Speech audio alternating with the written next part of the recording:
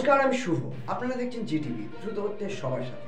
আমরা আজকে জেলা শিশু সুরক্ষা দপ্তর থেকে এসেছি।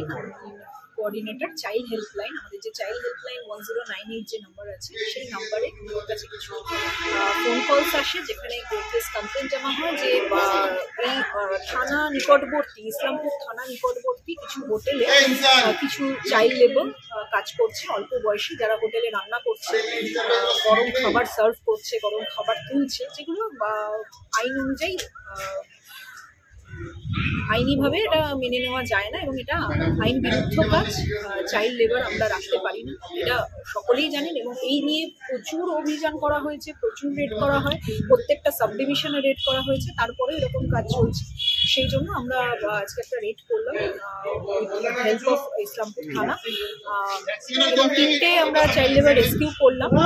সেই 3জন চাইল্ড লেবারকে আমরা এখন সিডব্লিউসি প্রোডাকশন করবো। উইদিন 24 আওয়ার্স যেভাবে সিডব্লিউসি প্রোডাকশন করতে হয়, যা যা অথরিটি আছে সেইগুলোকে আমরা মেনটেন করবো। সেই প্রোডাকশন হবে বা সিডব্লিউসি হায়ার অথরিটি তারা ডিসাইড করবেন যে এটা কিভাবে করা যায়, প্রসিড করা যায়।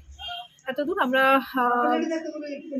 লাগছে যে আজকের দিনে দাঁড়িয়েও যেখানে এতটা সচেতনতা বাড়ানো হয়েছে, প্রত্যেকটা জায়গায় বলা হচ্ছে, থানা থেকে আমাদের ডিএম অফিস বা ব্লক স্তরে যে সমস্ত চাইল্ড প্রোটেকশন কমিটি আছে সেখান থেকেও বারবার ইনফর্ম করা হচ্ছে যে বাল্য বিবাহ, শিশু শ্রম, পাচার এবং অল্প বয়সে যে শারীরিক নির্যাতন বা এই যে টিনেজ প্রেগনেন্সি, প্রত্যেকটা দিন যে এই ঘটনাগুলো ঘটে যাচ্ছে সেই সম্বন্ধে প্রত্যেকটা মানুষকে যাতে ব্যবহার করা যায়, ওয়াকিবহাল করা যায়, সেই জন্য ব্লক স্তরে, গ্রাম স্তরে, একদম সংসদ স্তরে, পঞ্চায়েত স্তরে চাইল্ড প্রোটেকশন কমিটি আছে, সেখানে জানানো হচ্ছে। জানানোর পরে হয়ে চলেছে।